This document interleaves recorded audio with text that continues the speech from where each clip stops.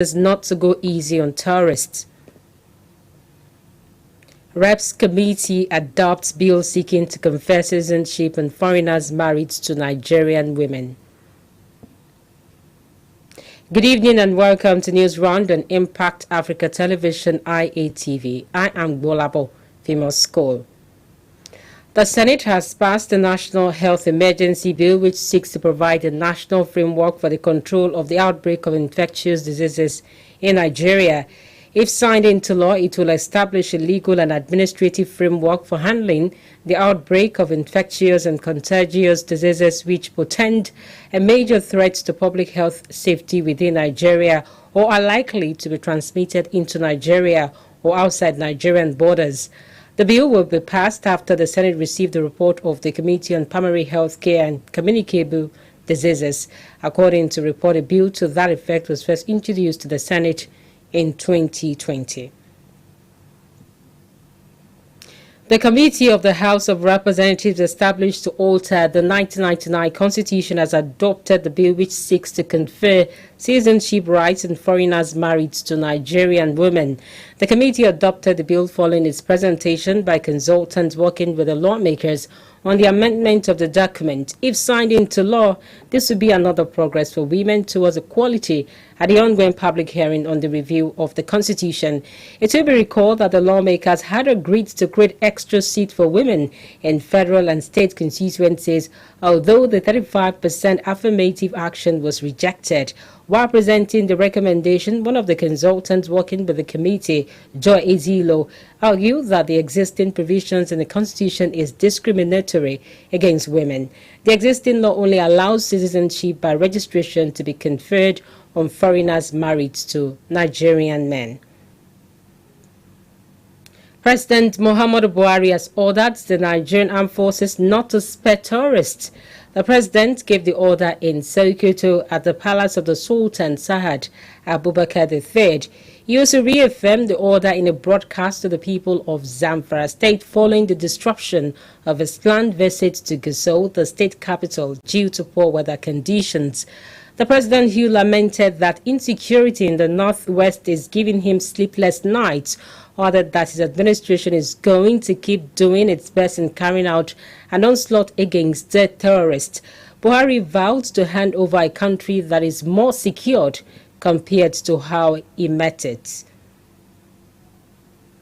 The Consul General of the United States, Claire Pirelengelo, says countering corruption is not only a key concern in Nigeria, but also a core national security priority for the President Joe Biden administration. She assured that the Biden's administration is committed to supporting anti-corruption initiatives and collaborative efforts to prevent graft, strengthening investigation and prosecution of corrupt persons and institutions. Pirelengelo made this known today when the U.S. Consulate General, in collaboration with the Interreligious Coalition Against Corruption in Nigeria, launched a web-based portal which leverages citizens' engagement to fight corruption. She urged Nigerians to demonstrate their commitment to the fight against corruption by making use of the innovative online platform which seeks to address the daily instances of corruption faced by millions of Nigerians. The Senate has passed for the second reading a bill seeking to allow the federal government to seize all assets acquired by corrupt public officers and terrorism financiers, among others. Moving the motion for the bill, Sulaiman Kwari said the proposal, which passed the first reading last year, is listed among the versions of bills of interest contained in the recent communication from President Buhari. Kwari said the bill will provide for the establishment of a department and relevant organizations to manage forfeited assets. According to him, the department will provide for an effective legal and institutional framework for the recovery and management of the proceeds of crime, as well as civil forfeitures and non-conviction-based sentencing. The objective of this bill is to provide for the establishment of a department in the relevant organizations to manage forfeited assets, as well as provide for an effective legal and institutional framework for the recovery and management of proceeds of crime, as well as civil forfeitures in non-conviction-based sentencing. A bill for an act to make comprehensive provisions for seizure, confiscation, forfeiture, and management of properties reasonably suspected to have been derived from unlawful activities and for related matters 2022, second reading taken.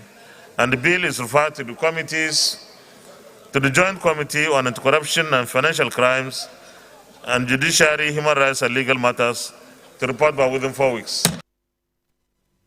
The immediate past secretary to the Ekiti state government, Biodun Oyebanji, has emerged winner of the governorship primaries of the All Progressives Congress. The chairperson of the primary election committee, who also doubles as the governor of Jigawa State, Abubakar Badiru, made the declaration of the State Coalition Center for the All Progressives Congress at Ado-Ekiti, the state capital. Badiru, however, expressed surprise at the allegations by some aspirants that they were not consulted, adding that 20 names were submitted by each of the aspirants to be added to the list of the returning officers, and they were all captured.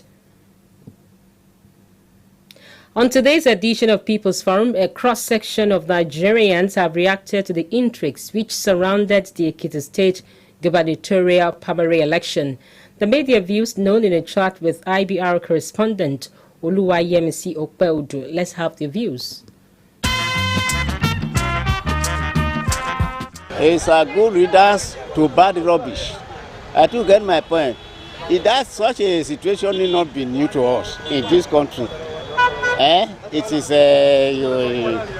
it always happen whenever election is coming. So it's not a new thing.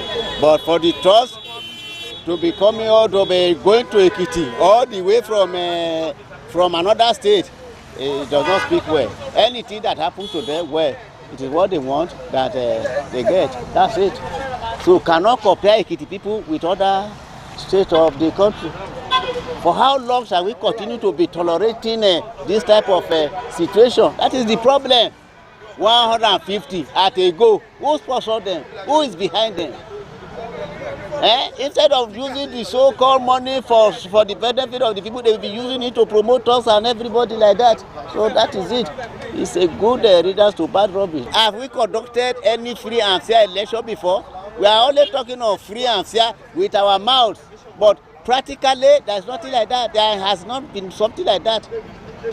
It's not only in this country, it's everywhere. So can't expect any free and fair election. You want to be councillor, I too want to be, this one want to be. It's a tit for tat. Importing talk from a neighboring state in order to have a selfish agenda, I think it's uncalled for in this present ages. So all the people that were arrested, I think law measures should be taken on them. I think they need to be prosecuted in order to avert the future occurrence of this. So, and concerning the election, they are all politicians, so they know the nitty-gritty of all the permutations. They know that. So, but what I condemn in entities was the use of thuggery. So, in the 20th century, to be using thug to achieve nothing is totally regrettable. In a situation where each aspirant, it's only what I read on paper. They were not given they said they wasn't given a fair playground. So I think if that aspirant's claim was correct, I think it's not free and fair. So I think thuggery politics has always been in our system for a very long time, and I think this is the right time we need to curb them and stop all those. If I were the federal government, once the federal government is involved, all these people, they should not release them until after general election 2023, because you don't know what they were capable of doing. Because see all the items that we seized from them, they seized guns, cutlass, and some charms that were not meant to be seen with human being at all. So with this, it's high time we stop all these things. But for me, I think the supremacy battle between the sitting governor of Oyo State and the identify faction of Ekiti State, that who is in the center stage and who want to control the southwest. I think that is what happened. It's all about politics, and that's where they've been playing it. And for me, for as long as Nigeria exists, the same thing will continue. So I'm not surprised. But for me, it is high time to eradicate all this thuggery politics out of our politics. That was the only way forward. All those thugs should not be released, and they should charge them and try them accordingly. Let them face the wrath of law so that this will discourage others.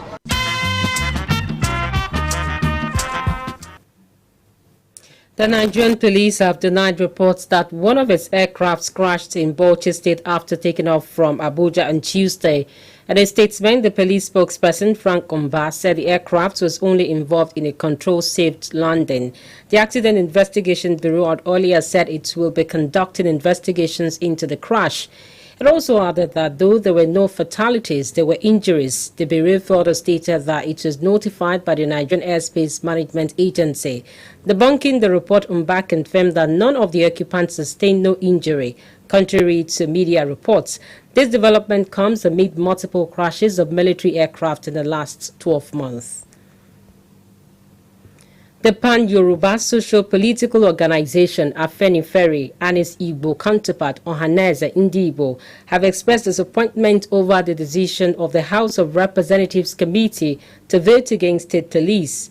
Our correspondent Johnson Oyebanji reports on this.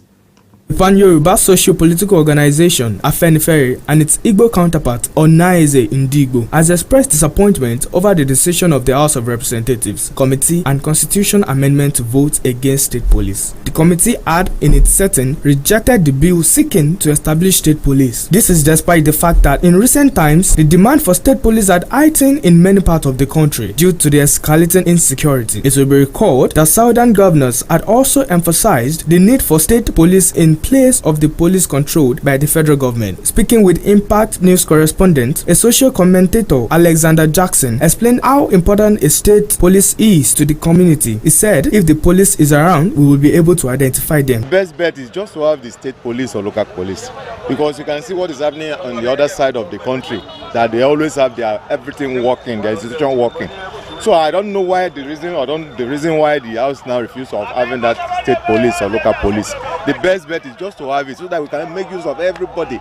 Like, look what is happening around killing and kidnapping and everything. If the police is around the local or state, everybody will be able to do what? Know its own people. You can't come to my domain at the end of the day that I cannot know you. But even though the police can be our friends within our vicinity. He also mentioned that the federal government not to acclaim to themselves all the praise, saying that the House should reconsider their decision. But the federal government said they want everything acclaimed to himself. It's supposed not to be. It's very bad. So we now have the House now to reconsider that they are kind of saying, because some of them represent us. And they're supposed to say our mind to the people, not that they will not say anything within their circle and say, once they say no, they know no going back. It's supposed not to be so. It's good to have a state police and let us have it, and that is it. Also speaking, Olabamiji Ridwan also emphasized the added advantage that state policing would have on every state, saying that community and the environment will be good for the people. If there is state police, the community and the environment will be okay for the people that they are living inside the state. So I want federal and state government to conclude on one side. Another social commentator, Salami, noted that it is not proper not to have state policing. I don't think it's proper. We have to have a state police. If we have a state police, any problem we have in the country or in the state police will be able to cope with it and they will solve the situation. Nevertheless, the protagonists of the state police maintain that the creation of state police is the only solution to all Nigeria security challenges, given the acquittance of the institution with the people and the terrain. Johnson Oyebanji, IATV News. A joint task force in Niger State has recovered 500 cows and sheep rustled in the Shiroro and Monya local government areas of the state.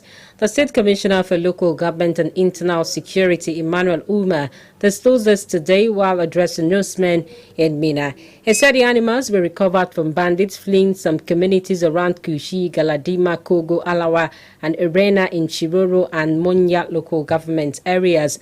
Uma has noted that the miscreants were dislodged in an operation a few weeks ago after security operatives apprehended some of the bandits who were trying to relocate. He added that the animals will be kept under the care of the State Ministry of Livestock. The commissioner also noted that the state government will fine-tune the operations of the task force to get in touch with neighboring states for coordinated operations. In the meantime, the United States Center for Disease Control and Prevention has announced plans to partner with the Kwara State government to boost COVID-19 vaccination. In a statement, the Director of Immunization for the center, Omotayo Bolu, said Kwara and Adamawa states are the only two states chosen in Nigeria to be assisted by the center. Bolu affirmed that the center will continue to ensure that more than 50% of residents receive the COVID-19 vaccine. We've selected 2 states to start up and to enforce and increase our support, and that was Kwara State as well as Adamawa. Kwara State was selected because we know we would have the leadership, we would have the support, we have the wherewithal and the ability to do it.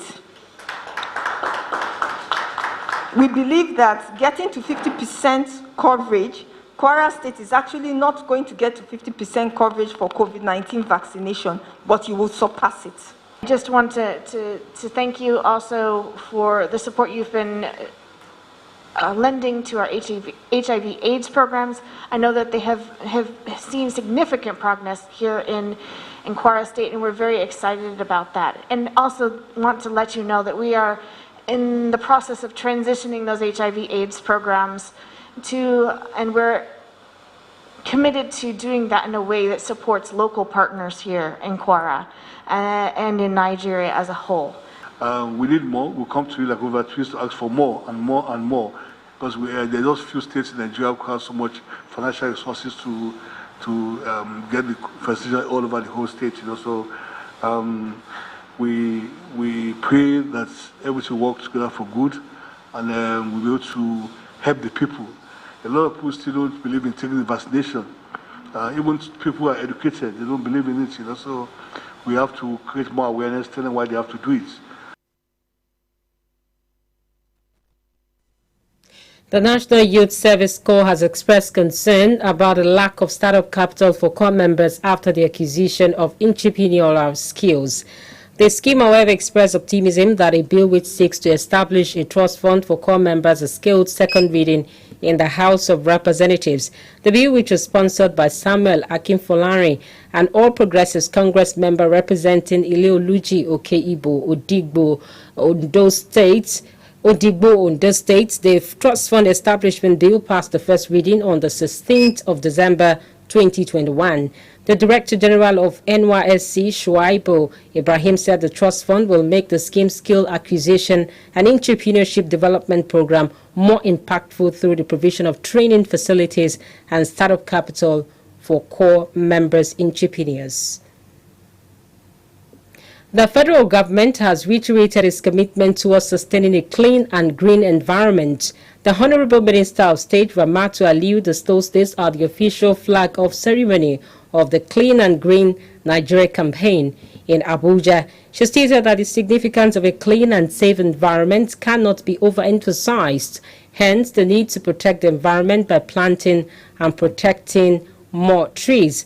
Aliyu lamented that Nigeria over the years has witnessed increasing atmospheric level of carbon dioxide affecting humans and animals. She therefore called for the enforcement of stringent laws to serve as deterrent to further destruction. Representing the Minister of State for Environment, Director General, National Agency for Great Green Wall, Boka Azan, stressed the need for collaboration between the federal government and various stakeholders to ensure sustainability of the initiative. The collection of this gives us at least 2,000 trees per area council. And we speak clearly to households particularly, shunning cutting down or felling of trees. And we try to encourage, when you fell one, please you plant one. As part of FCT's administration and the efforts to ensure that we reclaim all lost trees, we are also campaigning against deforestation. Clearly today, planting of tree campaign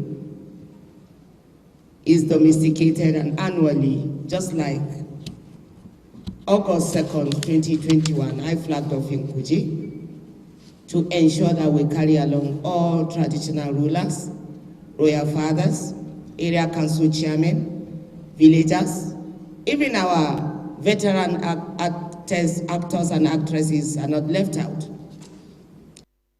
No one individual and no one country can be able to achieve the objectives of that protocol, which Nigeria is an active member. And so if we can come up with similar grassroots non-governmental organizations such as these, we in the Ministry of Environment believe that we are marching forward and that we'll reach our destination earlier than expected. The President has already said that Nigeria must end use of fossil fuel carbon emission by the year 2060. And no government alone or no individual can achieve that. We have to work together, singly and collectively as government. Sustenance of the initiative has to do with awareness. Most people engage in illegality having little knowledge about the negative impact of their activities. Like in the Niger Delta, we are talking about illegal refining, bunkering and vandalism. Most of our youths, as a community leader, most of our youths see it as an alternative source of making money, not thinking about the effect, negative effect and impact on the environment. So it became very, very pertinent that we had to engage with our youth to sensitize them on the need to desist from illegal refining of petroleum products that has caused black soot and so many deaths in Rivers State, with the approach of the state governor that has even helped us to raise a very strong campaign against it. So, the All Progressives Congress APC in Osun State has welcomed into its folds a number of defectors from the People's Democratic Party (PDP). The state governor Gboyega Oyetola and the chairman of the APC Gboyega Famodun received the defectors in Ila-Orogun, the country home of the former interim national chairman of the party, Bisi Akode. Addressing the defectors at Ila-Orogun Stadium during the ongoing strategic engagement tour of the constituency, Governor Oyetola promised them equal rights as those they met in the party. He charged the defectors to be loyal members and work for the progress of the party, and especially in the forthcoming gubernatorial election in the state.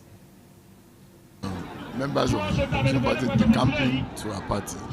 This is because they know that indeed this is the party to beat.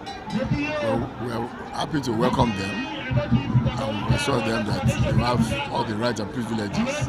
The reception has been particularly very wonderful. It shows that the party is united. The party is very committed to ensuring that our party remains in power. They must be up and doing. They must be very loyal to the party, and they must demonstrate all attributes of a good politician. We are working day and night to make sure that Governor Oyetola is returned with overwhelming majority. As far as we are concerned, the federal local government, we have determined to deliver this local government because of its achievement. We're going to break now. News Round returns very shortly. Just stay with us.